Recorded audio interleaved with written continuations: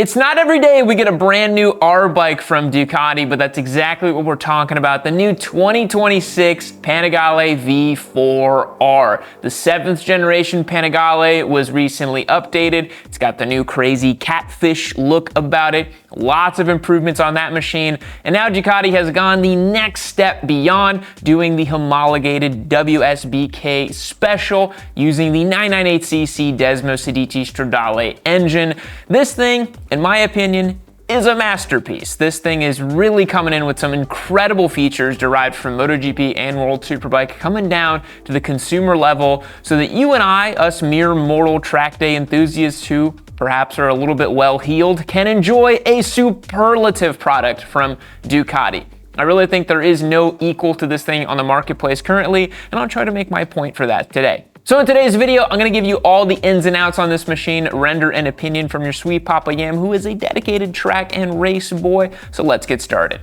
So the new Panigale V4R is based on the 7th generation Panigale V4 architecture. It's using the same front frame as the new Panigale V4. That's the more flexible, less stiff version of the frame, and the new hollow swing arm that they're using as well, the dual-sided unit. That's also less stiff than the previous generation. So you might say, well, come on, it's less stiff, it's less racy, what the heck is going on? I don't want some flimsy, flexible, Janus-looking motorcycle on track. But here's the thing. A motorcycle that has a little bit more flexibility gives the rider a little bit more feel. It lets the chassis feel a little bit more settled on the side of the tire. Because when that bike is cranked over, suspension can't really do a whole lot. So a bike that has a little bit more flex built in the right areas, that's really where the hard engineering comes in. Ducati's MotoGP program has proved that that's how they are winning races, by putting the power down to the rear wheel, using the aerodynamics of the bike, and most importantly, doing a chassis that has a little bit more flex. So,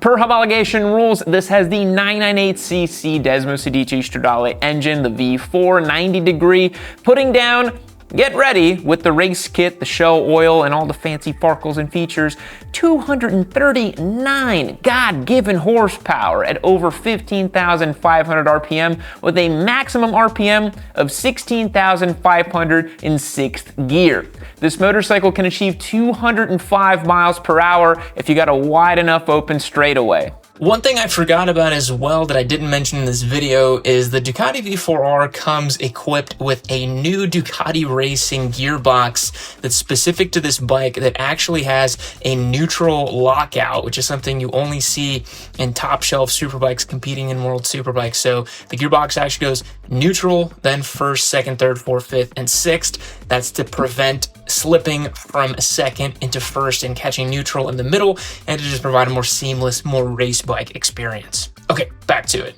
Now, some of you might say, God, they didn't increase the power over the last generation Panigale. But my hot take here is that the bike didn't need more power, it needed better electronics and better rider suites of technology to help the average track day enjoyer or amateur racer to actually use that power. On most motorcycles, a bike with 240 horsepower would be basically unusable.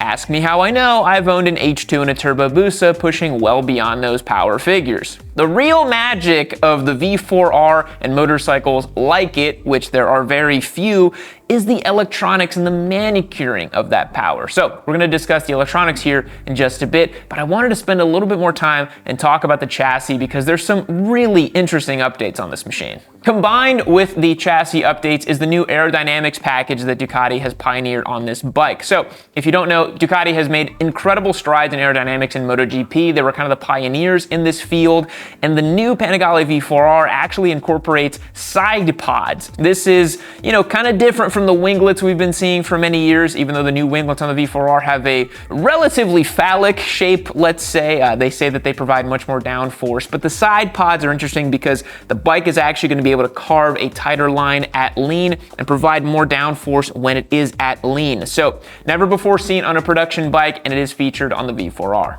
So the new Panigale V4R doesn't use any semi-active suspension because that's not actually legal for World Superbike racing. So it has mechanical clickers, Öhlins front and rear. It has the NPX 2530 43mm pressurized fork and an Öhlins TTX 36 out back with a hydraulic preload adjuster for easy adjustment. This is something I've started to see on more track-ready motorcycles, and I'm kind of like, why didn't we do this years ago?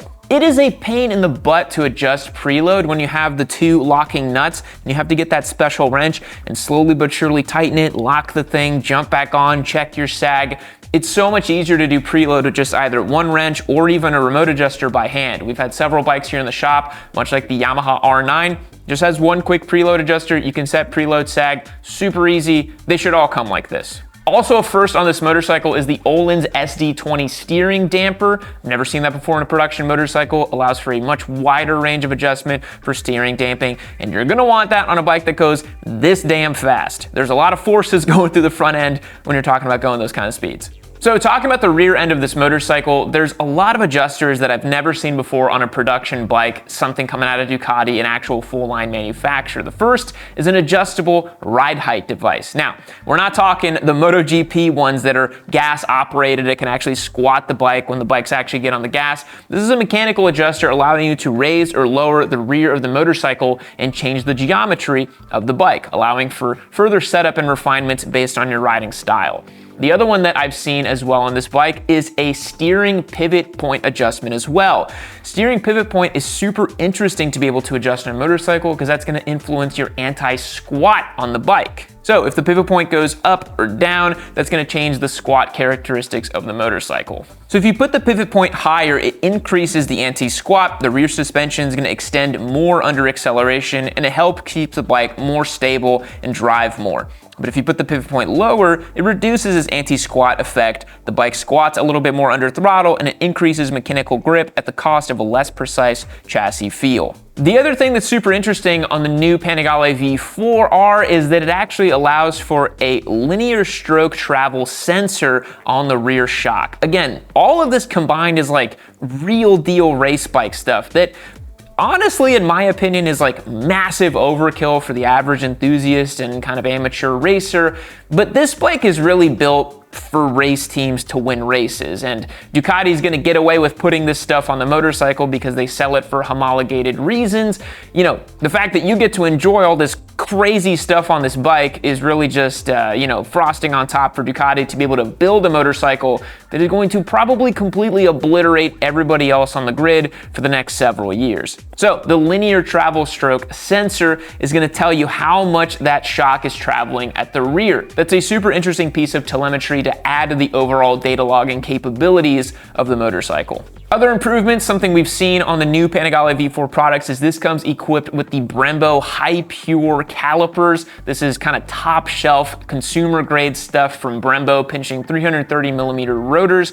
But you can actually spec up, as part of the Ducati accessories catalog, literal world superbike spec brakes on this machine. I don't think anybody who isn't like leading club races or racing in Moto America or national level racing really needs a world superbike spec brake, but it's pretty cool that it's offered. All right, wait, before you click off the video, this Yamaha R9 is a giveaway motorcycle. Head to the link down below and become a member before October 3rd to lock in your chances to win this machine. I've given away a load of different motorcycles over the last 6 years on this channel, and I got no plans on slowing down. Hit that link down below and make sure you got your chances locked and loaded to win. October 3rd is the very last day. Okay, so as alluded to previously, the big talking point here for me on this motorcycle is the electronics package. Again, we can make a ton of horsepower from a bunch of different motorcycle engines, but the real key here is building a chassis that allows the rider to feel comfortable while riding it, and also electronics that manage and manicure the power while the rider is on it. But Ducati's gone a step further, and this is something we saw in the 7th generation Panigale. They use the DVO, the Ducati Vehicle Observer. Now, this is an algorithm that's powered by the computers inside the motorcycle that basically is predicting what the bike's handling is going to be like in the future. It's not a real-time sensor, it's something that is adjusting everything based on what it thinks is gonna happen. And the way it does this is it actually simulates over 70 sensors on the motorcycle. Now, you may say, how the hell is Ducati simulating sensors on a bike? Well, the MotoGP bikes and World Superbike spec machines have all these sensors on the motorcycle, and Ducati, back at Borgo Panigale, has a giant server, probably several servers, that house all of this data that they've collected throughout all the racing in the last probably 5 or 6 years. So you pull all this data for all the race results, and you can, in theory, build an algorithm that allows you to predictively guess what's going to happen when the rider squeezes the throttle or grabs the brake, and then the bike can adjust all the parameters based on that. So the V4R doesn't have 70 sensors. What it has instead is the ability to simulate those sensors and give you, based on the controls that are available on the bike, slide control, wheelie control, throttle inputs, all the standard stuff.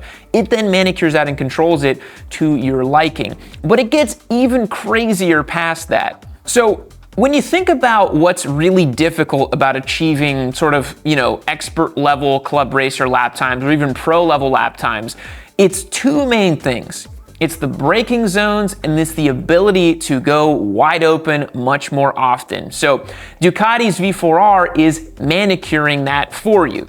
What the bike is going to do is it uses a race brake control system. So it actually has an electronically controlled braking system where you can apply full brake pressure, and then it's measuring and giving you the brake pressure that it thinks you need based on lean angle. But it gets even crazier because once you let go of that front brake lever, the rear brake is actually going to actuate a little bit, much like a pro level rider would do, helping you tighten the line and achieve the lap times in the braking zones. You combine that with an auto blip downshifter, and you're going to save so much time on the brakes with this machine. I mean, the V4R is truly a lap time annihilator. The other thing about this too is that the DVO combined with the engine brake controls and all the electronic parameters can actually adjust engine brake mapping in real time while you're doing your laps. So it's sensing how much rear wheel speed and how much braking and how much lean angle, and it can actually change the amount of engine braking while you're in the braking phase too. I mean,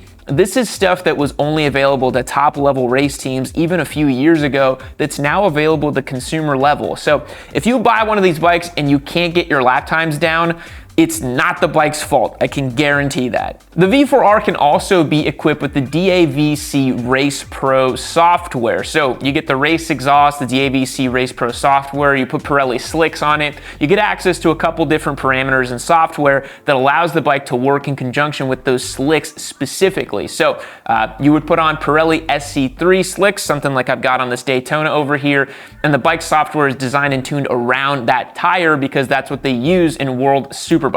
And then what's even more amazing is that you put all this together, and on the gigantic widescreen TFT display, which again, our opinion here on Yami Noob is that if you're gonna have a bike that has all these crazy ass features, you gotta be able to access them in some sort of screen. I mean, imagine this with a Gixxer Thou dashboard, it literally wouldn't work right. On the dash, you actually have a new grip level meter. So this is something that's gonna show you how much grip is available to you at a given time. It also tells you when the tires are probably ready to be changed out because they're actually less grip. I mean, this is all stuff that was sort of even impossible to think about 5 years ago for track day riders and racers, and Ducati's trickling this tech down, and it's just really crazy to see. So you might say, well, what's it all gonna cost, Yam? Per homologated rules, this bike's gonna ship to you at $49,995 after appropriate dealer fees, taxes, title, license, maybe a race kit, an exhaust or two, a couple Farkles.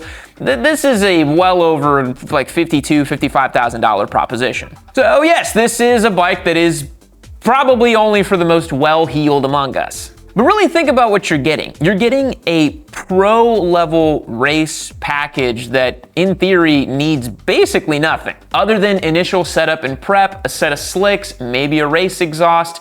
This thing can be dialed in to be a monster on track. Oh yeah, and in stock configuration, it only weighs 411 pounds, and you can chop off 15 pounds if you go with the race exhaust and a couple other Farkles. So this is a sub 400 pound wet and ready to ride machine with over 235 horsepower at your disposal. So for those of you wishing it had more power, let's be honest here, okay?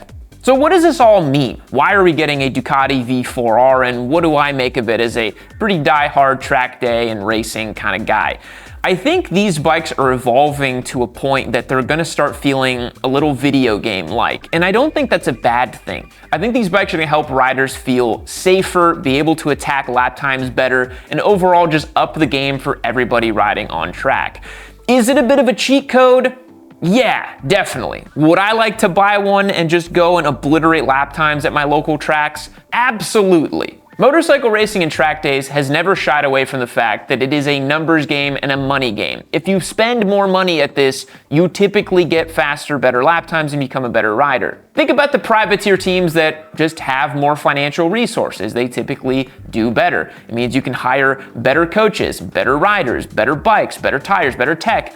It just makes sense, right? You spend more money on a project, you typically get better results, and even at the consumer level and for track days, it really is no different. It starts to get to the point where you can say that there's a skills gap, and that really only matters to the kind of track day enthusiast. When it comes to racing, at some point, everybody is operating on a pretty similar playing field, and then the real delta is gonna be how good the bikes are. So for the club level racers out there, I mean, yeah, if you just want a cheat code and you have the money, pick up a V4R and just obliterate everybody. I was super lucky back in 2023 to own and ride a Ducati V4R for a little bit as a giveaway bike we did on the channel. I rode it on-road and on track.